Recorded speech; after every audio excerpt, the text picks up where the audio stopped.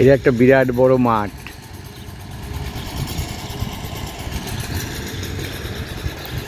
মাঠের এক পাশে শিশুদের খেলার জন্য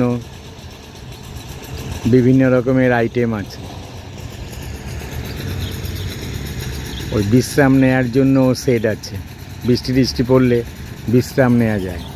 আর এখানে বিভিন্ন রকম খেলা জন্য এই জায়গাটা করা হয়েছে। বিভিন্ন ধরনের খেলা,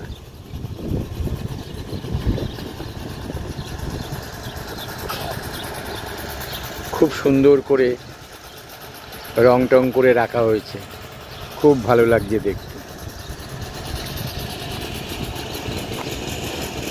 বিভিন্ন রকমের খেলার ব্যবস্থা আছে।